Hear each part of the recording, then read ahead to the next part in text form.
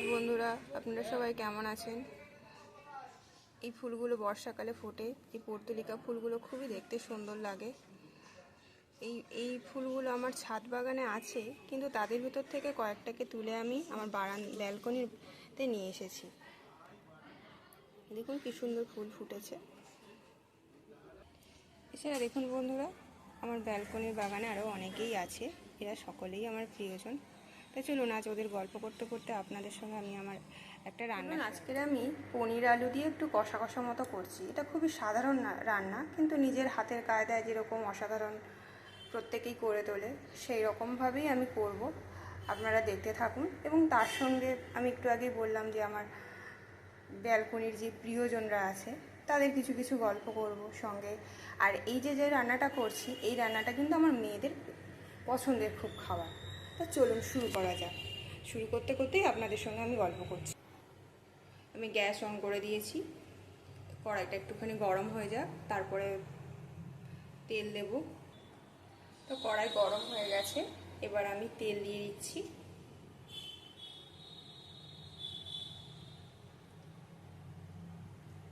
তেলটা গরম হলে আমি পনিরগুলো ভেজে নেব।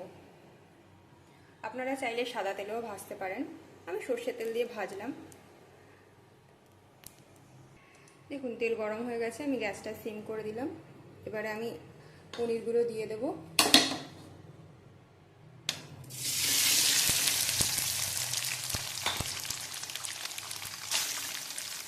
এই রান্নাটা হচ্ছে আমার মেয়েদের খুব পছন্দের রান্না। আমার মেয়েদের বলতে আমরা জয়েন্ট ফ্যামিলি, আমরা একসঙ্গে থাকি, এবং আমার মেয়ে প্লাস আমার ভাসুরের মেয়ে, এরা দুজনেই পনির খেতে খুব ভালোবাসে। এবং পনিরটাকে ওদেরকে আপনি যেরকমভাবেই রান্না করে দিন না কেন, ওরা খেয়ে নেবে। তা আজকের ওদের স্কুলে যাওয়ার আগে বলে গেছে যে পনিরটা আজকের এইরকমভাবে রান্না করতে হবে। তাও সেই সঙ্গে ওদের জন্যও করছি, আমাদের সঙ্গে আপনাদের সঙ্গেও এটা শেয়ার করছি।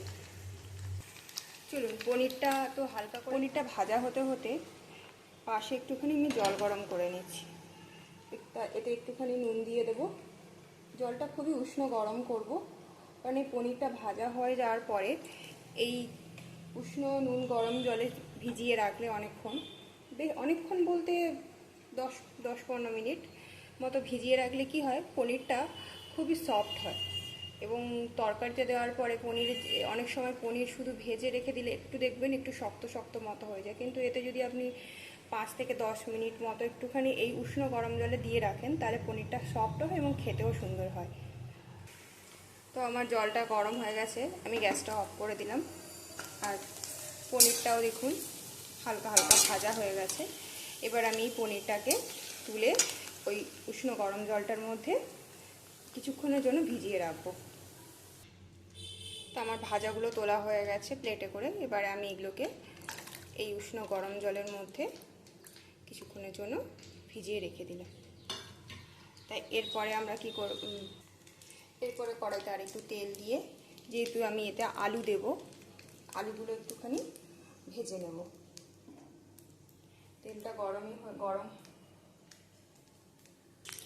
তেলটা গরম হয়ে গেছে, এবার আমি আলুগুলো দিয়ে দিচ্ছি। একটু হলুদ গুঁড়ো দিয়ে দিচ্ছি, সামান্য একটু নুন। এবার নেড়ে দিয়ে গ্যাসটাকে মিডিয়াম করে আলুগুলো একটুখানি লাল লাল করে ভাজতে দেবো। তো চলুন, আলুটা ভাজা হতে হতে আমি তরকারি অন্যান্য মশলাগুলো একটুখানি গুছিয়ে নিই। তো আমাদের তো আদা বাটা লাগবে, এখানে আমি আদাটা বেটে আগে রেখে দিয়েছি। টমেটো লাগবে, টমেটোটা আপনারা কুচি করেও দিতে পারেন, গ্রেট করেও দিতে পারেন, তবে আমি একটুখানি হ্যান্ড গ্রাইন্ডারে এটাকে একটু গ্রেট করে নেব। সঙ্গে কাঁচা লঙ্কা আছে, কাঁচা লঙ্কাটাও টমেটোর সঙ্গে দিয়ে আমি গ্রেট করে নেব।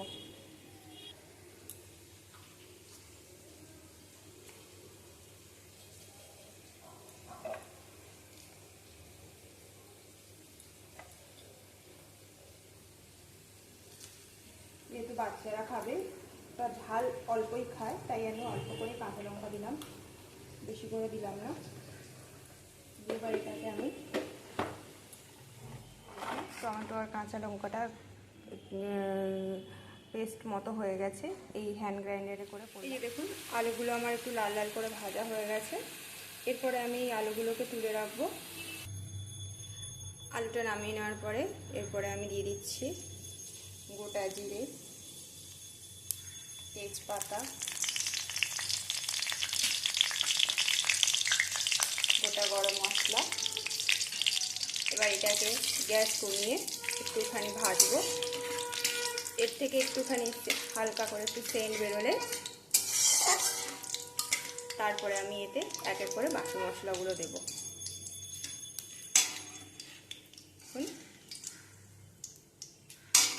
ফোড়নটা ভাজা ভাজা হয়ে গেছে। এরপরে দেবো এতে আদা বাটা, কিন্তু এই আদা বাটা দেওয়ার আগে একটুখানি নুন দিয়ে নেব।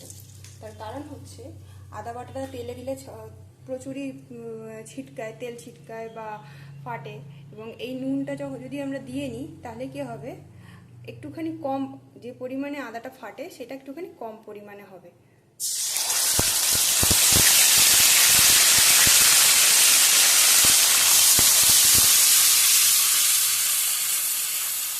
দেখুন এটা আমি করি, এটা আপনারাও বাড়িতে একটুখানি ট্রাই করে দেখতে পারেন। এরপরে আমি দিয়ে দেবো টমেটো আর কাঁচা লঙ্কা বাটা।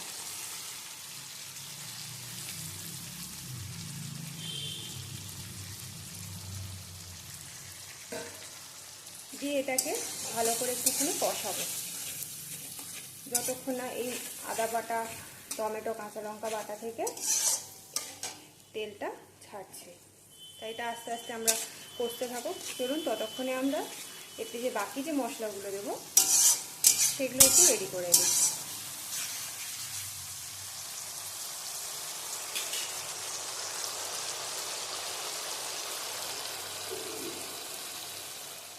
এরপর এখানে আমি গুঁড়ো মশলাগুলো নিচ্ছি।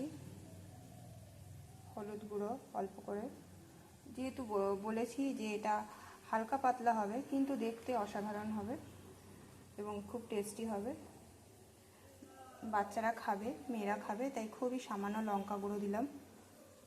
আপনারা যদি ঝাল খেতে চান তাহলে একটু বেশি করে ঝাল দেবেন, যদি মিডিয়াম খেতে চান তাহলে সামান্য ঝাল দেবেন। এরপরে নিচ্ছি 1 চামচ জিরে গুঁড়ো, 1/2 চামচ ধনে গুঁড়ো,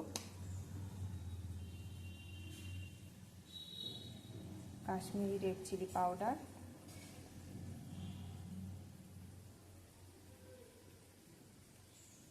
দিয়ে এবার এগুলোতে অল্প করে একটুখানি জল দিয়ে মিক্স করে রেখে দেব। নুন আর চিনিটা আমি ডাইরেক্ট তরকারিতেই দেব, যেহেতু আমি আদা দেওয়ার আগে একটু নুন দিয়েছিলাম, তাই পরে নুনটাকে একটু বুঝে দেবেন। আর মিষ্টি যেরকম তরকারিতে দেওয়া হয় সামান্য পরিমাণে সেরকমভাবে দেব। তা আমি মশলাটাকে ভালো করে মাখিয়ে একটু ভিজিয়ে রাখলাম, মশলাটাও একটু ভিজে যাবে। এবারে চলুন দেখি আমাদের কড়াইতে মশলাটা কষা হয়ে, দেখুন মশলাটা ভাজা ভাজা হয়ে গেছে এবং মশলা থেকে তেলটাও ছেড়ে দিয়েছে।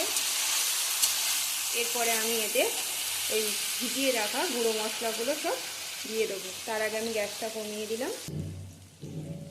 এবার আমি ভিজিয়ে রাখা গুঁড়ো মশলাটা দিয়ে দিলাম। যেহেতু বাটির গায়ে মশলাগুলো লেগেছিলো তাই বাটিটা ধুয়ে অল্প করে জল দিয়ে দিলাম। এরপরে আমি এটাকে মিডিয়াম গ্যাস করে ভালো করে কষাবো।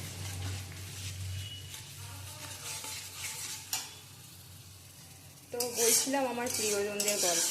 প্রিয়জন বলতে আমার ব্যালকনির যে গাছগুলো দেখছেন প্রত্যেকেই আমার প্রিয়জন। আমার ছাদ বাগানও আছে এবং ছাদ বাগানেরও যে গাছগুলো সবাই আমার প্রিয়জন। তার ব্যালকনির মধ্যে লাকি ব্যাম্বু গাছটা হয়তো আপনারা খেয়াল করেছেন কি না বলতে পারবো না, তবে রান্নার শেষে আমি ওকে আরেকবার দেখিয়ে দেবো। তো ওই লাকি ব্যাম্বু গাছটা যখন আমরা নিয়ে এসেছিলাম তখন ওকে যেরকমভাবে বাটিতে রাখা হয় খাওয়ার, ওর যে খাওয়ার সেটা দিয়ে, কিন্তু কোনো মতে ও বাঁচছিল না। ও ওর পাতাগুলো আস্তে আস্তে হলুদ হয়ে যাচ্ছে, শুকিয়ে যাচ্ছে। তো এই করে করে ওদের যে বাঁশটা ছিল তার মধ্যে থেকে ওই দুটো গাছই ওরা বেঁচেছিল। তা একদিন হঠাৎ ভাবলাম যে ওদেরকে একটা অদ্ভুত ব্যাপার, ওরা নেতিয়ে থাকতো, কিন্তু যখন আমি আমার ব্যালকনির সব গাছগুলোর মাঝখানে ওদেরকে বসিয়ে দিয়ে আসতাম, তখন যেন ওদেরকে দেখে মনে হতো ওরা যেন প্রাণ ফিরে পেয়েছে বা সতেজভাবে লাগতো। তা তখনই ডিসাইড করলাম যে তাহলে ঠিক আছে, চলো তোমাদেরকে আর আমি ঘরের মধ্যে বাটিতে রাখবো না। তা আমি তখন কী করলাম, ওদেরকে ওই দেখুন গল্প করতে করতে আমার মশলাটাও কষানো হয়ে গেছে, আস্তে ধীরে মশলাটা তেল ছেড়ে দিচ্ছে। এরপরে আমি মশলাটা তেল ছেড়ে দিলে এতে আমি আলুটা দিয়ে দেবো। তো আমার পনিরগুলো 10 মিনিট মতো ভেজানো হয়ে গেছে, আমি এবার তুলে নিচ্ছি। দেখুন পনিরগুলো কতটা সফট হয়েছে। এবার আমি এগুলোকে সবগুলো জল থেকে তুলে নিই। তো দেখুন মশলা থেকে তেলটা ছেড়ে গেছে। এরপরে আমি আলুগুলো দিয়ে একটুখানি কষাবো, তো যেটা বলছিলাম। তারপরে আমি ওকে কী করলাম, ওই বারান্দার ওখানটায় বেশ সবার মাঝখানে আমি রেখে দিয়ে আসলাম। তারপরে হঠাৎ 2 দিন বাদে দেখি ও সুন্দর মাথা তুলে দাঁড়িয়েছে এবং এখন সতেজভাবে ওদের ফ্যামিলির সঙ্গে সুন্দরভাবে আছে। তাই এরপরে প্রত্যেকটা রান্নাতে আমি এক এক করে আমার প্রিয়জনদের এক একজনের গল্প বলবো। তা দেখুন আলুটা কষালাম, আলুটা যেহেতু ভেজে নিয়েছিলাম তাই মশলাটাও কষানো হয়ে গেছে, আলুটাও এবার কষানো হয়ে গেছে। দেখুন তেল ছেড়ে দিয়েছে। এরপরে আমি এতে একটু জল দিয়ে দেবো, আমি অল্প করেই জল দেবো, যেহেতু বললাম যে একটুখানি কষা কষা মতো হবে। যে আমি জল দিয়ে দিলাম।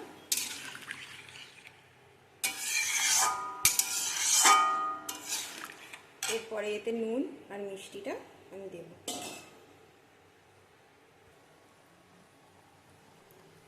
আমি 1 চামচ নুন দিলাম, স্বাদ মতো চিনি দিলাম।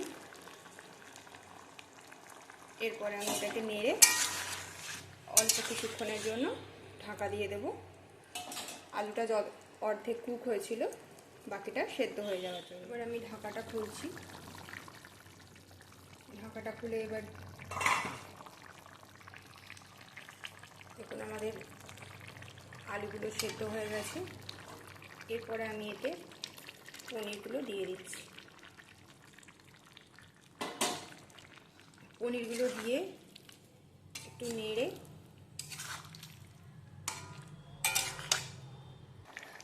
একটুখানি ফুটতে দেব। তার সঙ্গে কী করব, একটুখানি হাতে কাসুরি মেথি ক্র্যাশ করে আমি ছড়িয়ে দিলাম।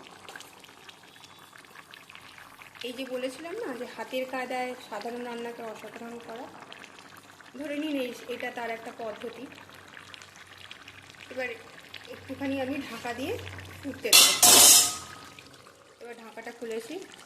এবার আমি এতে ঘি গরম মশলা দিয়ে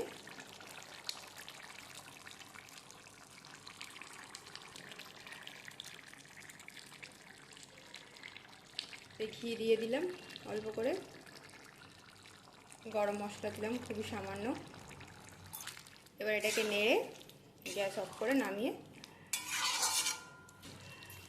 নেব এবং এটা পরিবেশনের জন্য রেডি। পনির আলুর কষা রান্নাটি যদি ভালো লেগে থাকে তাহলে একটা লাইক করবেন এবং পেজটি ফলো করবেন। ভালো থাকবেন, সুস্থ থাকবেন। আসছি নেক্সট আরেকটা ভিডিও নিয়ে, আরেক ধরনের নতুন কোনো রান্না নিয়ে। এই যে বন্ধুরা, এনার গল্পটা আমি আপনাদের সঙ্গে করছিলাম।